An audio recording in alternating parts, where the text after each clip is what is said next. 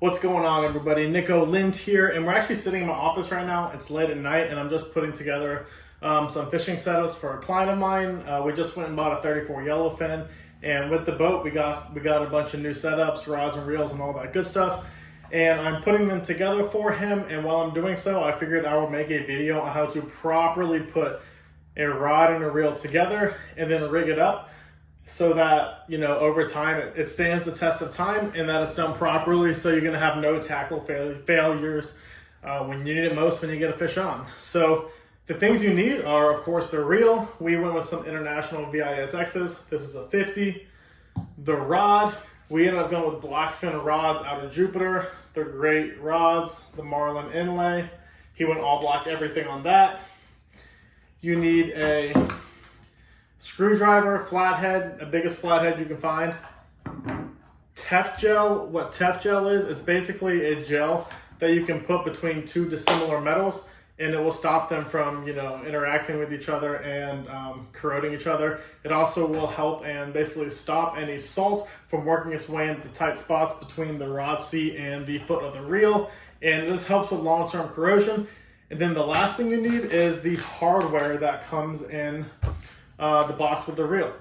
And so the first thing we're going to do is we're going to prepare the seat of the foot of the reel to attach to the rod seat. And so if you don't know, when you put two dissimilar metals together, steel, aluminum, titanium, whatever it is, you put them together, they don't always like each other, and they'll start to slowly break down each other. That's why a lot of times, if you look at the foot of old reels that haven't been taken off rods a lot, there's a lot of pitting in the foot or on the seat of the reel. And so to stop that, that's what the Tef gel is for. So what we're gonna do is we're gonna take the foot of this reel and we're gonna completely coat it with this Tef gel to make a protective barrier between the foot of the reel here and the seat of the rod. And so I actually just put the drag back, put the clicker on to keep the spool from moving. Let's move the handle so it can rest. Here we go. And I'm just gonna take this Tef gel and squirt it going down the foot.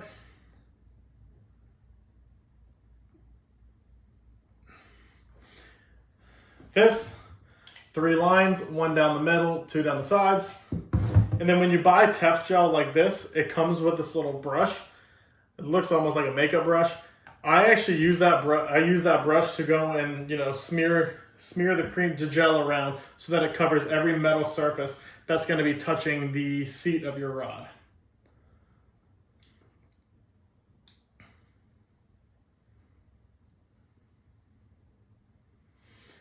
Oof. And this is something I personally overdo. You know, I put a lot more in a lot more places than a lot of people would, but the reasoning is it doesn't hurt. It can really only help you. You know, yeah, you might get some of this gel on your hands every once in a while when you're, you know, fishing, but it's fishing. You have fish guts and fish blood and all that stuff on your hands anyways. I go overboard with this because these aren't cheap. You know, these are almost $800 reels, $600 rods, you know. You don't want to skimp on this and then have your investment, you know, break, fall apart, whatever it is down the road. It's well worth it just to go overboard, take the time to do it correctly, and protect those surfaces. And so you can see now, I finished the entire foot of this reel is covered, including on top of each of these. Here, you can kind of see here, and then see here on the back side. So now we're gonna set this reel aside right here. And while this is probably redundant and you don't need it, I do it anyways because, like I said, I go overboard. We're going to take the seat of the reel here, and you can see where the rod's going to sit because it has an indentation here for the foot to go in. And we're just going to put a little bit more of that Tef gel on this section here, so that just for more protection, so we know that neither of these things are going to break. One little line like that. I'm going to go ahead and take the brush, you know, take this Tef gel to smear it around a little bit. Make sure that you smear it wide enough and long enough so that it covers pretty much all of where the foot of that reel is going to sit. And so, you know, push also into the little cubby where the foot goes. on both the front and back of the reel. So we've done that. Let me put this away. So you can see all that smeared nicely right here, and so next step is, pretty straightforward. You're going to take your reel, make sure that it's facing the same way, and insert it onto the rod. The back foot goes inside the little back notch here on the seat, goes inside, make sure it's straight, and then, and then take that top, bracket, find the hole. There we go. Make sure the reel is pushed down all the way towards the butt, and then push this top support as far down as you can. And these, if you see here, they have two of these locking, nuts to tighten it down. So first, take the first one, tighten it down as much as you can. Really, don't be afraid to tighten this because it will come loose at some point. And it's not that if you just hand tighten it, you'll always be able to use something to get it off. It's not a big deal. So once you tighten it, I personally like to take the rod and bump it on the ground a couple times just to work that reel down and get as set as it's going to get into those supports. So bump it a couple times, lift it up. Yep, see, I was able to tighten it a little more, so clearly that did something. So now what I'm going to do is I'm going to take the second locking, screw, ring, nut, whatever you want to call it, tighten it down as much as I can. Take it, I'm going to hand tighten it as far as I can, give it a couple bumps.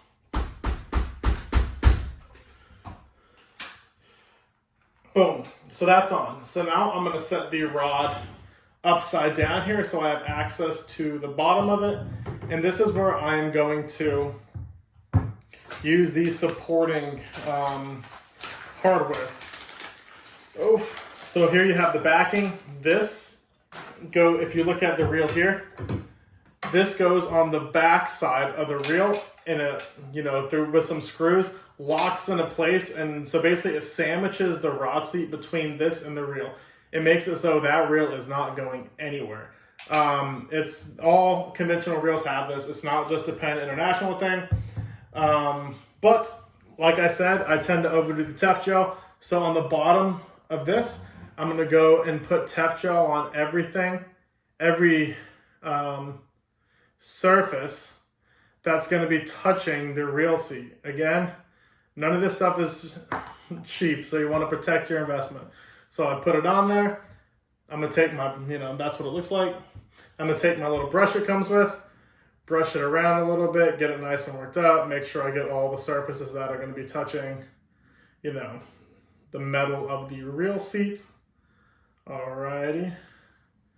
Boom. So that's what it looks like. I'm also going to take and I'm going to put just a dab of Tef gel on the back side of the seat here. Again, you probably don't have to do this since that piece already has Tef gel on it, but I overdo it. It's just, you can never be too safe. Too much of this stuff is not going to hurt you. It's not going to hurt you at all. So let's go ahead and rub that in.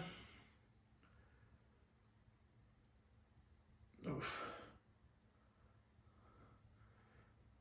There we go. Okay, so that is done. I'll show you what it looks like here. Boom, that's what you're looking at. So now one thing I'm going to do real quick is on the back of the screws that go into the International. I'm just going to take the residual Tef gel that's on this brush and rub it around the heads of these screws because these heads are going down on the reel side. And I just want to put this gel anywhere where those metal to metal contact and salt can work its way in and really not get washed out that well just with a spray down. So I'm putting Tef gel on the base of these screws and then attaching those to the reel and the little cutouts where they go. That's one screw. Let's do it to this screw. I'll show you here what I'm doing. So you can see I took the head of the screw and I just put Tef gel all around there and everything. Let me attach this where it goes. Boom. And so the last thing I'm going to do is these are the little sleeves that tighten down on those bolts through this backing plate. And so these, again, just to prevent any salt from getting up in there, I just take this brush, through the inside of the threads that the screw is going to go to, just get some Tef gel all up in there. Same thing on the second one. Put your little brush into it. Boom. Get some Tef gel all up in there. Good to go. Alrighty, so now we're done with the Tef gel. You can put it away because it's going to get on your hands and it's real sticky. So now here's what we're going to do. We're going to put the backing plate in place on the Penn Internationals. This little bracket here to attach a leash to, this should be facing towards the butt of the rod. And you can tell because it says Penn Reels on the back. You should be able to read that normally when the rod is standing on its butt. So this is what I mean. If you have the butt, you know, the rod's like this, this goes like this. All right, so put that down. You know, just place the butt on there, the backing plate there with my hands. These things go through the holes in the backing plate. Screw onto the screws. Let's get that one on that side done. All right, let's get this one on this side done. And the way that this is set up, the way that the Penn Internationals come, the screws, you kind of have to put up pressure, you know, pull the screws up a little bit while you tighten down on the nut on the top at the beginning, just to get so the screws don't spin with you. And so once, I'm just going to keep tightening each side, tighten the right one a little bit, tighten the left one a little bit, until we finally reach a happy medium where this reel backing plate is sitting completely parallel with the bottom of the reel. If you tighten one side too much, it's going to be leaning a little bit. So as you tighten, just watch it with your eye and you'll see what size needs to be tightened a little bit more.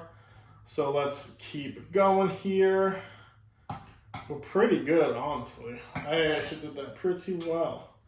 All right, and then tighten this, you know, firm, not too firm. Don't strip the screws. Don't, you know, mess up the top of the screwdriver. But you're gonna want to tighten them down pretty well. Tight, okay. Tight, and this is something that don't worry too much about it. Get them tight, but before every fishing trip, I make it a habit to double check these to make sure they're fine. So I'm not that, you know, concerned that it's gonna, you know, that concerned about getting it 100% correct right now. All right, so